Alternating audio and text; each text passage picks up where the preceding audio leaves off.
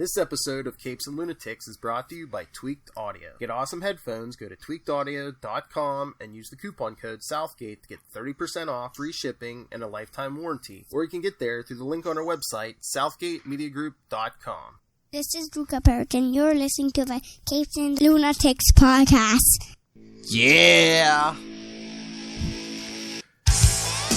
Hello and welcome back to another episode of Who Podcast the Watchmen, probably the longest title in podcasting history. I am Phil. Joining me as always, that man in black. Brother Knight, yeah. And our extra special guest joining us this week is... Charlie, the Professor Esther. Why can you join me? Not Hoboken, though. Not Hoboken. Oh. What about say? Charlie. I know. Getting close to home. Yeah, well, hey, we understand this. We are just outside of Target 1. If you're doing traffic accidents with anyone, it's going to be us. All right. Not like someone would actually blow up Pittsburgh to intimidate people. Okay, new universe. New universe. All right, before we jump into episode 5, Charlie, since we haven't talked to you, since we haven't been talking to you the last couple of weeks, what have you been thinking of the first 4 episodes? Oh, I mean, I love this show. And here's what I'm going to say. This shocks me. I love that they're really true to the comic. Mm-hmm. That this is absolutely meant to be. The movie didn't happen, or that's another thing we're not even going to talk about. This is from the comics. This is days since Squid Fall. We call this. That's how we calculate time now. I love the real political consequences of things. I like how there is basically this idea of the swinging of political pendulums that, you went into a certain kind of world under the extended Nixonian run, and now we're in that liberal switch, and how that doesn't make things right forever. It's just a brand new type of oppression, which I think is the real most telling aspect of this episode, is that, yes, we're under the, tutelage of the great Redford, but there's still a darkness underpinning all of it, because it's not about freedom or individuality. It is still about one group oppressing another, which is really beautiful in its own way, in the way that they're going to expand and deconstruct everything. And I really like that. Mm-hmm. So yeah, I mean, this is by far the best thing DC has done. Even better than I'll say it. Even better than Powerless. Yeah. I will go as far as to say this is better than Powerless. Better than Superman 3. There you go. Oh, there you go. Good. He loves but Superman 3. Powerless and Superman 3, they're good. Batman 66, it's good, but they're their own things. This is something that I think the whole family can enjoy. So, really? What family? Well, my family. Oh, he lets his kids watch anything. So your kids were enjoying the scene where Looking Glass is watching some more of the documentary about Hooded Justice and Captain Metropolis. Oh, what last episode? Well, they were asleep by then, but honestly, it's it's. Well, his kids are older than ours too. Having sex. I mean, it's. Yeah, his kids are older than ours too. So Yeah. Well, yeah. I'm not judging how you guys raise your kids. My kids. Well, mine's 6, and Tyler's are even younger. So I'm just. No, and it's fair, and it's hey, in every kind of TV show, there's all kinds of relationships that are not necessarily the best relationships. Oh, I don't care who's in it. I mean, he's not seeing any sex scene yet. I don't care who's in it. Okay, no, well, that's fine too. Well, I mean. Here's what I'm say. Creative control. Like, hey, look over here. Hey, what's that? Hey. Here's what I'm going to say. I don't know if my kids would even know that was a sex scene. I mean, they might. I mean, as you said, my kids are older, but like if I was like a little kid, it's like I mean, it just looks like one guy standing behind the other. That's true. They were pretty much completely clothed. Yeah. Yeah.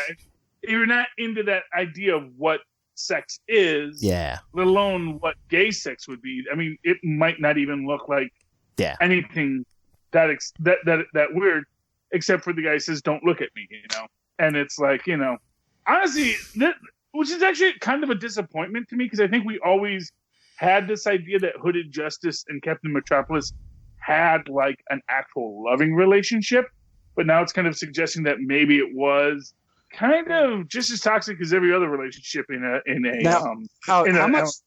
story. Have you read just Watchmen, or did you read the before Watchmen books? No, I really didn't read any of this. I read the original book and I saw the movie, and that's literally all I had to go on it.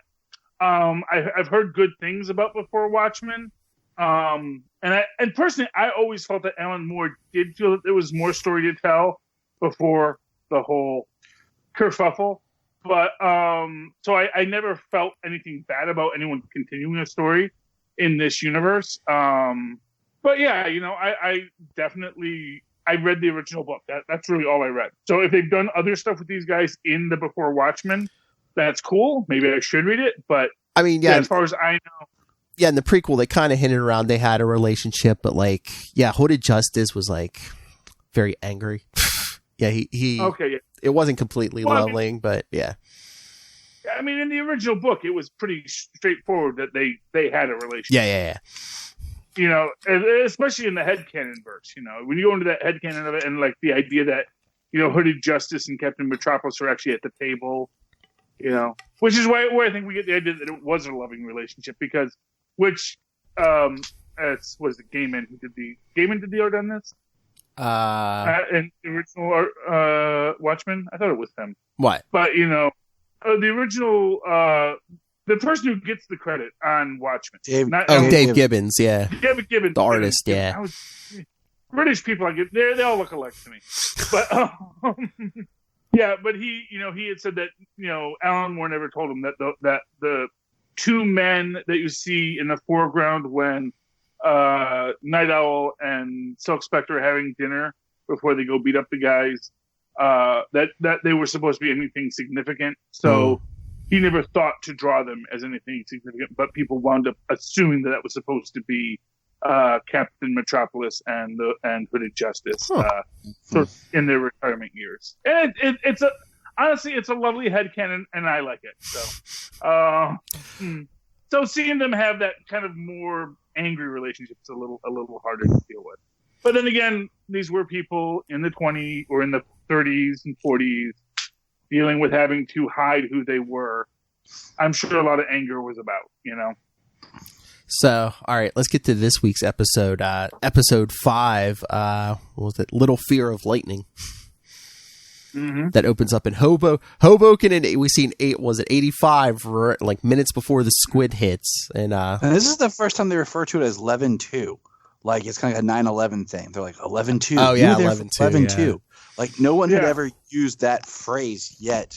Yeah, well, I mean, to be fair, it's 30 years after 11-2. So probably if you were affected by 11-2, just like if you were affected by 9/11, you're probably still going to use that terminology. Well, right, but I mean, in the series, we're in the 4th episode, and no one has referred to the event yet as 11-2. It's just, No, I understand that, but that's so. For example, and as an example, my kids and your kids probably aren't necessarily going to refer to 9/11 as 9/11. They'll probably even forget what 9/11 was.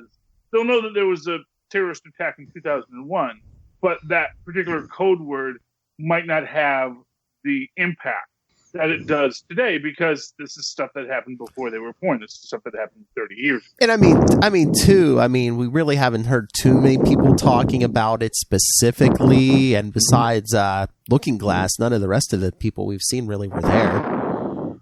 Yeah. Well, it's the day that'll live in infamy. Quick, what's the day that lives in infamy? Pearl Harbor? Yeah. Yeah, what's the day though? Oh, December 7th, 1941. Okay. Yeah. So, We're nerds, so we know that. But there's a lot of people that have a hard time with that. Yeah, one, I know. You know. So yeah. 12-7. There you go. Oh, there you go. Yeah. Yep. You know, but what I liked about this episode, and this is like one thing, Charlie, I've talked to Phil about with each episode, is feeling like, is this show worthy to be called Watchmen? Does it take what was this broad, massive story, and now we're in Tulsa, Oklahoma, and what's the significance to this story to be the follow-up? And I feel like with each episode, we're building towards more of a bigger story. Well, I mean, basically, Tulsa is basically probably as good as anything else, because just from what we see later on, I mean, is this like Endgame? Is like New York and Manhattan like maybe like half the population of what it is in the real world? Because that wasn't that what Wade was talking to those advertising guys about. You know, it's like, hey, come back to New York. One thing that I can't remember from the comic, and I need to go pull it off. In the comic, did it just attack New York, or did it attack other locations? No. Yeah, no, I think it was just New York. Yeah, it was just New York. That was the big change, and that's one of the many complaints about Snyder's version of it, was that he made it a global event, wasn't just New York. Well, I think it should have been a global event. That's one thing I like about them, is because it made all of mankind stop and look at themselves. You know, by just attacking New York. Yeah, that was an extra dimensional attack, but it's still like, maybe it was a numbers game. Maybe Veidt was just like, it'll kill a couple million in New York. That's enough. Right. I mean, I'm not. We're not going to argue. Yeah, maybe we can only pull one squid out at a time. Yeah. Yeah, it's like, those squids cost money. He's a billionaire, but let's not get crazy here. Although, hey, I mean, he set it up so I guess every so often it will rain baby squids, so to keep the peace. We can imagine those baby squids are falling all over the world. Oh yeah. So it's like New York had the primary attack, but then everybody gets a squid ring. Yeah, we saw first episode they were falling in Tulsa. Exactly, So. But I like this. I like this episode because it ties back into the story. It ties back into Watchmen. It feels connected and not a departure. So because go ahead. Okay. What I think was important in this, and this is what I think we're going to be seeing more of that tying back going forward. I think in the first couple they wanted to establish essentially what people always say. It's like, all the superheroes live in New York, but all the world is outside of New York. So we're talking about a world that all the superhero stuff happened in New York. This big mess happened. But how does that inform the rest of the world? And this is the rest of the world with its own bags of hammers, its own issues, its own, to be fair, issues with hooded vigilante.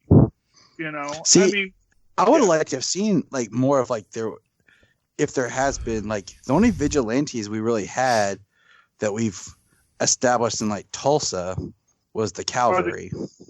The Ku Klux Klan were hooded vigilantes. That's kind of the point. That's the point of it, is that there were a lot of hooded vigilantes running around.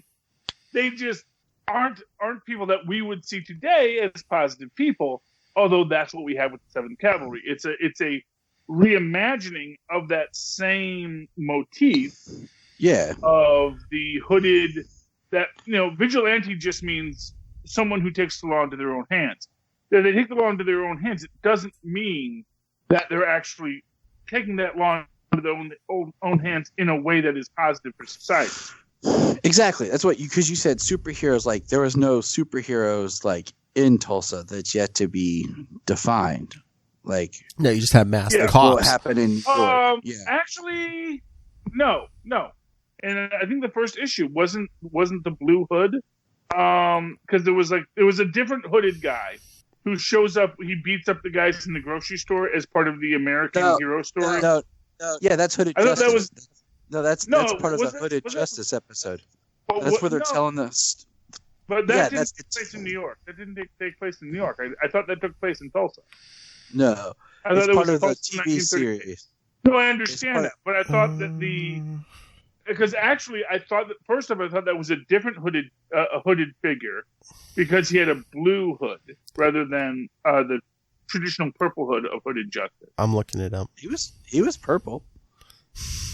In the not this episode, I think it was the very first episode. No, yeah, in the first episode, because that's been the only episode of that TV series they've talked about is the Hooded Justice episode, or the Hooded Justice season. In this episode, you have one of the people speaking because he actually called him like the Blue Hood or something like that because he makes the point that one of the panda guy actually made the point that his fan theory is that is actually Dr. Manhattan. Oh yeah, because he said because it was in the 40s. Like, and what's his face was like he wasn't around in the 40s. He's like he could time travel. He could not time travel. Well, that's the interesting question about Dr. Manhattan. Could he time travel? And yes, theoretically. Well, that's an interesting question about Dr. Manhattan. Does he time travel, or is he simply aware of all of his points in time? Hey, I know he can slow down time. I mean, Doomsday Clock number 12 was supposed to be out like a year ago. Yeah, well, you know what I will say about Dr. Manhattan, which I think is the biggest question in this, which is Dr. Manhattan Ozymandias' jailer? And if not, who is? So, was that the moon Vite was on? No. Yeah. No. Well, is it the moon? I know when he looked up, that didn't look like Earth to me. It looked like reddish. So I was like, is he like on a moon of Mars or something? Because when he looked up, didn't the planet look red? It didn't look like the moon to me. And also what I will say is that the ground he walked on, this is just a little bit of nerdery from my perspective, is it didn't look like moon dirt because it wasn't granulated in the same way that when the astronauts walked on the moon they left footprints, that the ground was very solid, which actually made me think, wow, that almost looks like it's almost like a set. And like I said, the planet he looked up at, I thought it looked reddish, so if that is Mars, I mean, wouldn't that make sense because Manhattan's on Mars? Does Mars have a moon though? I don't think Mars has a moon. Maybe it's on a moon of Saturn or Jupiter. Maybe. Yeah, there's lots of moons out there. Again, maybe, or did Manhattan make one? He could be on Titan. Well, it's an interesting question because as we see in this episode, there is clearly a conspiracy going on between. It was Hooded Justice in Queens, New York. Oh, it was Queens, New York. Okay. So my correction. Thank you, Tyler. Oh no, you're cool. It's just because there is a lot they're throwing at us, but. This episode, so I think in a way that maybe Ozzy Vite is trapped by Manhattan because I think Manhattan would have the ability to keep him there. But at the same time, I thought about this. There's something up with the daughter of Lady True. And if we think about, in this episode also introduced the idea of cloning technology. And that would also explain why you have all the Mr. Phillips and Miss Crookshanks. Oh, yeah. And we know that Lady True bought Vite's company, so we don't know any more than that. Yeah, the daughter might be a clone. I thought we said that. And like I said, hey, I'm going to make another prediction because my first one was right. Like I said last episode, I think Lady True might be Adrian Vite's daughter. Because last episode, Charlie, she said something about, everything she had or something like came from the seed of his greatness. I was like, yeah, I mean, it might not be literal, but I'm just, I guess what I would say is that is one thing that's a little separate from the canon. Like we were saying last episode, remember in the original Watchmen when they showed Dr. Manhattan and the comedian in Vietnam during the war? What if Ozymandias was there too? Oh yeah, well no, and certainly that is a possibility. You really want to go crazy, maybe not for nothing. If you want to deal with alternate timelines of things, maybe that is actually the comedian's daughter. Although no, she wouldn't. She'd be too old for that. So, she wouldn't be old for that. That's what I was thinking too. But he killed the mother, so I just didn't know how viable the pregnancy would be too. It's interesting. If you wanted to, it's easy to write. Yeah. Because he shoots the mother, and then he gives the speech to Manhattan and walks out. Oh, yeah, and all you you have could to have think stopped is me. that Manhattan did something to save the baby. It's easy to retcon if you wanted to make it work. I like this episode because I like that it shifted away from Angela and started to explore more of Looking Glass, who had been set up as a side character who let's fill out the world of the people that were around. Let's learn about everyone else who's involved, because I thought back that how much more powerful would this episode have been had we have never seen Looking Glass's face yet. Like if we had, just had the scenes like earlier where he pulls up the mask just enough to eat or whatever. And then in this episode, he actually reveals his face to us as the audience, because we spent so much time with him without the mask.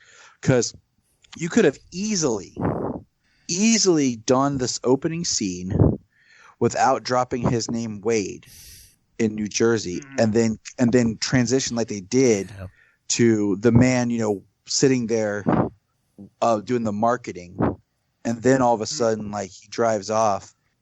And then you find out that's Looking Glass. Although I don't know. maybe they were playing it like I thought. Like I didn't think twice about that mask. I'm like, oh, he just got himself a fancy mask until this episode, and I was like, oh, he's protecting himself against the alien psychic attack. Okay. Yeah, well, but what's actually what I found most interesting about this entire concept is not just that he's protecting himself from alien psychic attacks, but the fact that he himself is psychic. Because this is actually the most interesting sort of reversal in Alan Moore's statements about things. One is that there are no superpowers in the Watchmen universe. Is he psychic? Well, if you remember from the original series, the existence of psychic powers is a established concept. Yeah. And arguably, magic is hey, it's Alan Moore, so pretty much guaranteed that Aleister Crowley is a real powerful mage in this universe. So magic and psychic powers are real things. They just don't dress up as superheroes. Yeah, but have they definitively said that Looking Glass is psychic? I thought he was just good at reading people. What Charlie's going with. You could say that he has, if you wanted to go, you could say he has an abnormally developed sense of like intuitiveness, like that could be almost psychic. Like maybe breathing, pupil dilation. I mean, he's noticing this, but because he survived that attack, but he was affected somehow with that psychic blast. It could cause like his development or something. Because I mean, this is all theoretical stuff. Fiction, but that he has the ability to, register and read people and sense things that could have made him sensitive to stuff. Yeah. Well, there's an interesting part about the scene of everyone dying in Hoboken is that you notice that the other people that are still walking around at the end of that are the other guys from his group. Oh. That the other Jehovah's Witnesses actually, for whatever reason, were able to survive this attack. Now, why that is, we haven't gotten into, but one could imagine that the idea of being a person ensconced in devout prayer might give you some kind of protection against it, in the sense that you're performing ritualistic mental exercises that are, for nothing else, meant to protect you from demons, So when the squid monster shows up, these Jehovah's Witnesses were uniquely prepared to fight against it. And of course, how that's going to inform their psychological approach to the universe thereafter certainly gets explored here. And we look at Looking Glass, becomes a guy who is obsessed to the point of crippling him emotionally with the idea of extra-dimensional beings attacking. Even though he survived the attack, and even though one argue the entire concept of religion hinges on the idea of extra-dimensional beings possibly attacking you. So it's an interesting idea, and that just it's sort of like this idea. Oh, look, the demon has arrived, but the world didn't end. How do I process this within my own cosmological view of the universe that I have literally been preparing for my entire life? That's the shock that he gets when he's revealed the truth. Oh, again, I was right. The senator is working with this 7th Cavalry. I was right. Okay. So help me piece this together. Mm-hmm. He said he came down to control this, and Judd was to control this department, and that basically they were trying to... They were working both sides, yeah. Yeah. And my thought was, when did, like, Judd or whatever, did the 7th Cavalry turn, like, or did Judd ascend after the White Knight? Judd part of the White Knight? We still don't know who killed Judd, because remember, Angela's grandfather said he killed Judd. Yes. Right. And I'm just kind of interested because, the Cavalry, like, did the Cavalry, like, start, when did they officially start? Because we know what happened at the White Knight. And that's when Judd like took over, or was he always? Judd was already there. I think it was at least the captain at that point. So here's essentially my breakdown of what was said in this. So there is the 7th Cavalry, and there is the police force, and they are sort of two opposing forces in Détente. Not dissimilar from the idea of the U.S. and the Soviet Union at the Cold War. And the idea is that, Judd essentially handled the cops, made sure they didn't push too hard on the 7th Cavalry, because if they pushed too hard, the pushback would have blown everything up. Likewise, the senator was really in the 7th Cavalry to make sure they didn't push too hard on the cops and then have it blow up. Essentially, you get this idea that we're having this sort of, as they say, history doesn't repeat itself, but it rhymes. So if you want to give a big overarching prediction for this season, you have this idea of Lady True seeing that the ongoing choices made by Ozymandias to maintain the peace are starting to lose their effect. And maybe now we need a new threat to rise to affect that. Which makes, that's what Dr. Manhattan told him at the end of Watchmen. Exactly. That nothing lasts. This is just, it's not going to maintain itself. And we're 30 years removed. And by this time, we've seen it in our own lives how things change as quickly as it does. The whole thing with the cavalry, I think they've been there the whole time, because didn't Wade even say Judd's father was, I don't know if he was cavalry, but he was at least Ku Klux Klan. I think at some point the Klan was just like, oh, hey, let's put these fancy masks on.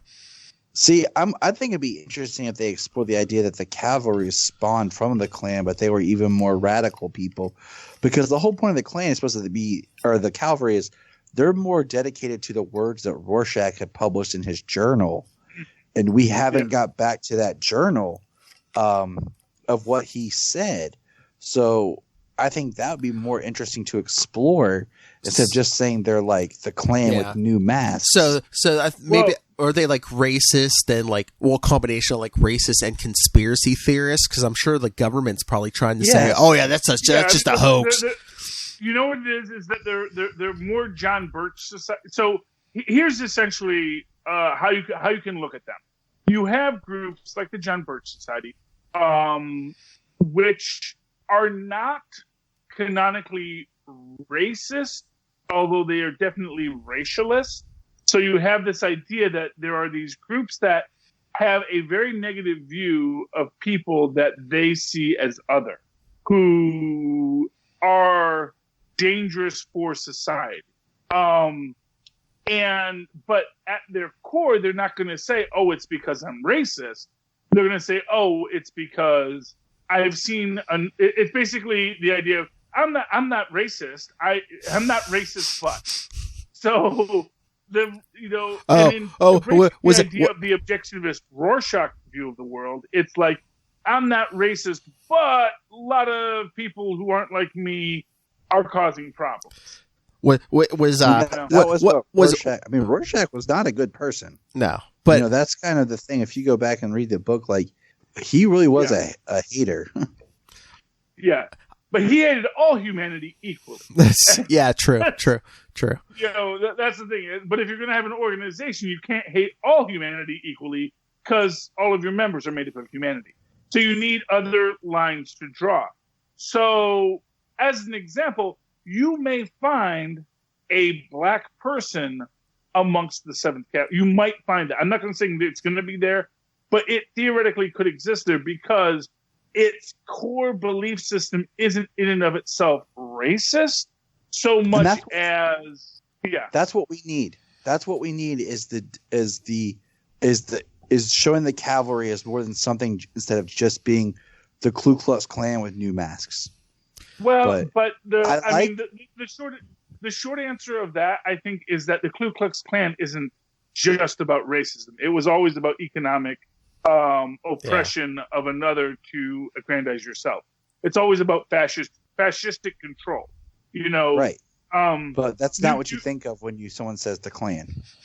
No, it's not. But that's because people, because it's an easy because the long and short of it is they were racist, and I'm sure many of the Seventh Cavalry are very, very much racist. In fact, clearly the senator makes the point. It's like, look, these white supremacists, I can send these white supremacist guys over to kill Angela. your friend and her family. Yeah. Or you can take her off the board. Yeah.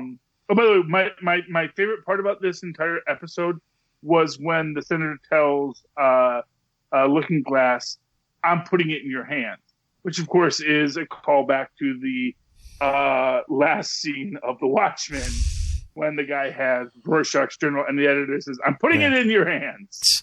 Again, about how you have a choice. You have a choice to make. Oh, yeah. And Looking Glass does make that choice. And I think it's very interesting, the choice he makes and the consequences of it, which are literally that the 7th Cavalry still shows up at his house.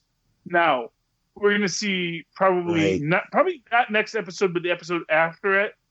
My hope is he's going to totally, night owl them and say, dude, I'm a freaking superhero. I wear a mask, and beats them all up before they kill him. Because he's been prepping for someone coming for him for a very long time. Well, yeah, I mean, look how paranoid. But the thing is, he might have booby traps. His spirit is broken. His core belief of an event that he. But that was the whole point. Was he believed something? He had something happen to him, and they got him by proving that this was wrong, and it shattered him. And part of that is shown in the scene where he goes to grab his hat. And he just leaves his hat. Or, I mean, he could be casting off his fear. He's probably been living in constant fear since 1985. Now he's like, he feels stupid, but he's like, hey, I don't have to live in fear anymore. And you know how I will say he's not fully broken? Because he initially throws out the box from EDS. Yes. And then he goes back and he grabs it. Because that shit's expensive. Well, he wants to return that thing. Wow. He paid for the overnight shipping and everything. Like, he wants to get his money back. But no, I mean, but think about it. He has this experience, and it causes him to betray Angela in the sense that they're working together against the FBI. Well, but he has her come clean. Angela, is he betraying Angela, or is he saving her? Yeah, is he saving her? He does by he knows the microphone's there. He has her confess into the microphone. Yeah. Okay. But so instead of coming to was him, there another way to take her off the board? That's the thing. Yeah, would she stop if he didn't get her arrested? Yeah. Exactly. He's like thinking, how can I solve this problem? And here's the thing, as was presented earlier, that under the Redford regime, there are lots of rules for cops, even though they wear the masks. And the fact of the matter is, he knows that she's better off with the FBI than with the Seventh Cavalry. Yeah, if he doesn't get arrested, the cavalry, he's thinking, hey, she'll be in a cage, but at least she'll be alive. The cavalry will kill her. Mm-hmm. Exactly, and her family. Yeah, but I mean, oh my lord! But she's gonna be tripping in that cell, man. She swallowed like half that bottle of nostalgia pills. Yeah, well, so and that is random memories of her grandfather in pill form, and then we have. Let's look at some of the technology, like in this episode that's presented to us, is like the can opener. Like that was just kind of neat the way it just sat there and did its own thing to open. Mm-hmm. Just little things like that. And then we get the cloning of your pets or even people. And we also get to watch them destroy and, incinerate a dog. Oh, yes. Well, because if you're cloning, first off, dogs are basically plastic forks to start with, especially if you go to any kind of puppy mill. And the people that are going to get your pet cloned, you're basically going to a high-tech puppy mill. So, yeah. And so it's like, we created this dog. It's not quite right. Throw it into the incinerator, which is literally what happens at puppy mill. Like, its spotting isn't right. Throw it in the incinerator. I know. I was like, really? Yeah. Well, puppy mills are like that, man. You buy a purebred dog, that's where it comes from. Oh, yeah. That's why you should always get a mutt from your local pound. Yes. I agree. Just going to say that. Yeah. Puppy mills are very scary places. But, it's a dog, so no one worries as much about it. They make the death painless, arguably. I was going to say, I don't get pets, but I know my parents get from the shelter, so, yeah. Yeah. My concentration's broken. Danielle just walked in from work. She looked at the screen and did a double take when she saw Tyler. I saw him smiling. I'm like, Danielle must be walking around. Yes. Right now, everyone's throwing on my screen, so I know what you're all doing. I like this episode because I liked that it got into more characters. Oh, I liked that it went back to the source material. But what about what did Looking Glass see? The tape fight made for Redford, what was it, 8 years before, 8 years before he took office or something? Yep. Yeah, it was, this is actually what I thought was most interesting. And again, goes into this idea that they're playing with the fact that the Constitution in this world is not our Constitution. Oh, yeah. Because it's January 1st, 1993. Which is not when you take office. He would have taken office January 20th, 1993. Yes, yeah. So the idea that suddenly you're taking office New Year's Day is an odd. I mean, obviously the date when you take office was moved, but to make it New Year's Day is an odd quirk. I'm trying to remember. Did he actually say you're taking office today? Because I was going to say by January 1st he would know he's going to be president, but that No, because he was saying because he wouldn't be shown it until he was president. Yeah. That was the idea. And so it was interesting that he said it's January, because he's not saying it's January 1st, 1993 from his perspective. Yeah. From his perspective, this is actually before the attack because you see the squid behind him. I mean, if you watch, you see the squid still in the tank behind him. Yeah. So this is something he before he even does the attack. So this is before everyone shows up in Antarctica. Yeah. He's like, this is what he was doing beforehand. And it's a brilliant idea that he is setting this up. Now he makes this point in his statement to President Redford that we're going to have a partnership to make this work. And this is where I get this question about who is Ozymandias' jailer. Because it is easy to say, it must be Dr. Manhattan. But I actually think it's Redford. I actually think that this is something set up by the government. And again, going back to my first theory on this, that this is a jail Ozymandias designed for himself. Because he says, when I first got here, I felt it was a paradise. Now I realize it's just another prison, and now I want to escape. Yeah. But it's a prison that he designed so he could not escape it. The only thing that still leads me to think it's Manhattan though is remember when the gameskeeper or the grounds or the guy in charge of his jail was like, after he took his little leap into the sky and came, got pulled back, he was like, well, Veidt tells him, he's like, you people are stupid. Your God has left you or whatever. And the guy's like, yeah, he's right. Our God has left us. No mercy then. But that assumes Manhattan is the God and not Veidt. Because Veidt is the one who clearly created all of the clones. Yeah. There's all Veidt technology. And he says, I am not your master. I'm your master, but I'm not your maker. Mm-hmm. No. Unless whoever jailed him just gave him the means to like clone people, so he's not like in solitary. But I get the feeling the idea is because I think this is one of the because you notice that all of his tech has this real steampunk vibe. Yeah. So I think there's an aspect of it that is also that he doesn't have adequate tech to build himself a way out. He has to, from what he can scrounge together. Yeah.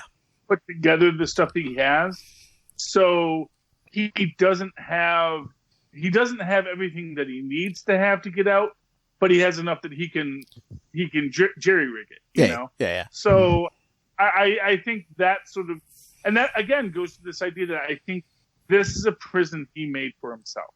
I think he made a prison that was supposed to be a pleasant place for him to stay. He'd done all his manipulations to get Redford in office, whatever those were, and then, now he's here. Now maybe him, because Manhattan isn't the villain in this piece, maybe he still has a relationship with Manhattan, and clearly the rest of the world has a relationship with Manhattan, possibly even President Redford. And so you find yourself in this situation where it's entirely possible for Redford and Manhattan and Ozymandias all agreed, you need to be locked up. You can't be manipulating people's lives like this. And so Ozymandias said, well, if you want to keep me locked up, because as I've said, he can probably escape from any prison you put him in. He's like, well, it has to be on another planet. It has to be this. It has to be that and this and the other. And so they set that up. But even then, he's still great at being a prisoner. And now he's trying to escape, except, of course, that he designed this prison for him to not be able to escape. Because you'll notice that the game warden is also one of the clones, although this one has a mustache, like so much,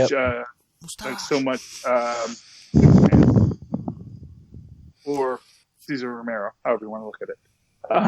I don't know. I guess the level of tech is high in this world, but I don't know. It just seems to me like Manhattan's the only one who could like basically create this environment on some moon. Yeah. Well, except that we see that 30 years ago, as Veidt could too, but makes a point that the dimensional doorway that they were using was an established technology that was being used in Manhattan at that time. So what Veidt created was well established as technology. You could be right, but I don't see him as the type to create his own prison. I don't, If he felt that was the only way for Redford. So, for example, Redford could have said, well, then I resign, and screwed up his entire plan. You want me to be the president, you have to stop manipulating things. You have to be put away, because otherwise I will just walk out of this room right now, because we will not allow ourselves to be controlled in this way. And this, of course, goes into this central idea, Manhattan being the one who sees all the possibilities. But even in Watchmen, he was saying, there's a point that I cannot see past, and I don't know why that is. And it's a little disturbing to me. But the idea that at a certain point, human choices, especially when humans have knowledge of the future, suddenly you may want to make a different choice. And once you start making different choices, everything changes, which is why we aren't in a utopia yet, because we're still in a world with difficulties in human choices and human problems. You can eliminate these big problems like, the U.S. and the nuclear war, the U.S. and the Russia might go to nuclear war, but truth be told, in the real world, we never went to nuclear war. So the argument that, we avoided nuclear war, well, what's to say we actually ever went to nuclear war? You were worried about it, and you dropped a squid on a bunch of people, killed a bunch of people, but that's no reason to assume we would have gone to nuclear war. We didn't go to nuclear war. Point. Well, exactly. The assumption of keeping the peace and for him to stop people from what they were doing. Well, to change. That's Because, I mean, you have that scene in the book where the comedian's talking and sets the map on fire. And basically and he talks about controlling people. And that's what plants the seed in his mind for his plan. Well, exactly. But of course you can't control people. That's the point there. You can't control people any more than you can control cats. You know, once you have a cat in the experiment, anything could happen. Yes. Speaking of cat, why doesn't he have his cat? Oh, well, Don't let you take your pets. Maybe he into wasn't prison. allowed to take it. Exactly. But I just the ego on him, you know, oh, I know what's right for the world, even if I got to kill 3 million people to save the world. I just, with his ego, I mean, you could be right, but I don't see him as the one to go into imprisonment voluntarily. Well, but if it's a prison that he designed to be his own paradise, then it's not so bad. You know, if it said, okay, I'm going to make a prison that I don't want to escape, because for what it's worth, that's the only way you could make a prison that he couldn't escape is one he wouldn't want to escape. Yeah. You know? And there you go. So, anything else about this episode that, what didn't we hit? I think we got everything that's in it. My favorite phrase of this series so far, Squid Pro Quo. Squid Pro Quo. Yeah, it was. I really like that the police were focusing their searching on finding that church. Yes. And the fact the Calvary basically just created one like in that mall or whatever, the department store. Yes. They're having this huge department store and they basically have just have created their own just whatever they want it to be. Like it's a I love how the basketballs just keep dropping out of portals and Wade just keeps going. Well, yeah, because that's scary. That's scary. Oh, yeah. Well, especially with him because he keeps expecting a squid attack. Yes, exactly. You know, and for what it's worth, I'm sure if he is psychically sensitive, the opening of those portals are giving him headache. You know, if he doesn't have his hat on. You know, so yeah, it's all. I mean, you know, this series I think it builds on the lore. It gets better each time I watch each episode I watch, you know, because again, like I said, I feel it is, if you actually came to Watchmen 30 years later, what did that world become? Because as Dr. Manhattan says, nothing lasts, you know, whatever was created, that's for this moment, but you know, in 20 years, who knows what's going to be there. And that's right now. And of course, it's on HBO. So of course we got that shot in the New York video of Michael Imperioli, you know, saying, you know how we like our squid now with lemon and a bit of marinara.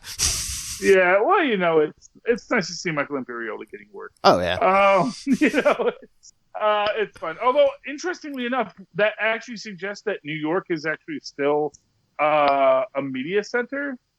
So I don't know about that, but I mean, it's interesting how that all plays out. Yeah, but was that their spin? I'm more interested in Spielberg's last film about the White Horse.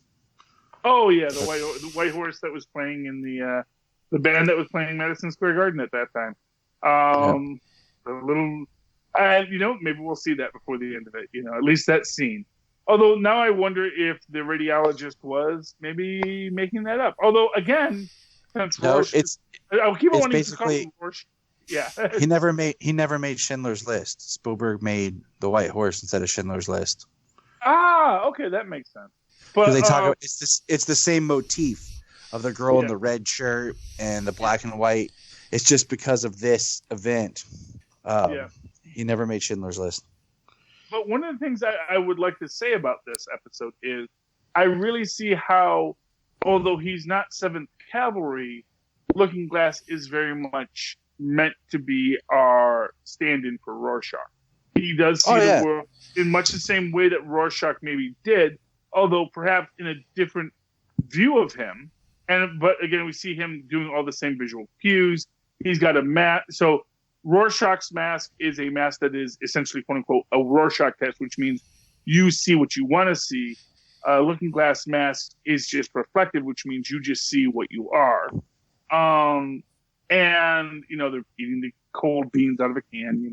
But what I think it's an interesting question. If you look at the actual original creations of the question and Mr. A from Ditko, Mr. A is the very violent objectivist, and the question was meant to be the equally objectivist, but the more essentially comics code friendly version of this objectivist superhero. So, and I like to think of that as the dichotomy between Rorschach and Looking Glass. So I'm really hoping we see more. I'm really hoping Looking Glass doesn't just die when they come into his. Yeah. I mean, I'm really hoping that there's going to be like a standard superhero reunion between Sister Night and Looking Glass, where they realize they've got to go deal with this larger conspiracy, much like Watchmen, and then at the end of it have to realize that again with Silk Spectre just coming to like, you know what, we can unmask the conspiracies all we want. It's not going to make a difference. And at the end, the world is safer because of what we had to deal with. That's my prediction. Mark my words. Mark my words. That's right. All right. So, Tyler, anything else? I think we got it all. Yeah, I think so. All right. So, everyone, send in your thoughts. What do you think's going down? Send in your raving reviews for Charlie Esser. Email us, capesandlunatics@gmail.com. Call the voicemail, 614-382-2737. That's 614-38-CAPES. And remember, you can check out all of our social media links, the links to the merch, the YouTube, everything at Linktree, linktr.ee/capesandlunatics. And remember to support our sponsors, including Podlife the book. There's a lot of podcasters / writers in here, including myself. Charlie Esser mentioned in at least 2 chapters in this book. Of course. That's right, because he is a important figure in media. Who knew? Who knew? All right, so Tyler, where can people find you and the Krypton Report? I'll say normally I'm not wearing this, mask of concealing who I am. So I should have been like this, I guess. But you can find me on Krypton Report. I need a podcast. I can't have people know my identity. And find us on Twitter, Facebook, and here on Southgate. All right. And I always save you for last. Charlie Esser, where can people find you? Well, you can always write to me in that old-fashioned email way, the way we did back in 1985 at superconnectivityblog@gmail.com. That's superconnectivityblog, all one word, @gmail.com. And, of course, follow me on the Twitters as I live tweet things, but not the Watchmen this week because I forgot. At Charlie Esser. That's CHARLIE. Yeah. ESSER. Look for the 2 E's in the middle. For quality. Bing! Moz Mansour. All right. So, button. All right. So, join us again next week, everyone. Episode 6. Already episodes. Wait. Yeah, episode 6. Oh, wait. Yeah, episode 6. I'm just afraid we're not going to even see Looking Glass next episode. Are we going to be dealing with Angela's, Yeah. flashback? That's what it looked like from the. It's a bottle filler reference. Yeah, that's what it looked like from the previews. Yeah. Man, we'll get some answers on that front. I'm down with that, though. What? I'm down with that, though. Oh yeah. But oh yeah, I want the answers on that front, but I want to see what happens in the Looking Glass too. I know, and that's why you gotta wait and pay for more HBO. But That's how they get you. This is one show that I would like to binge. Okay, just read. I'll come back next time. TikTok.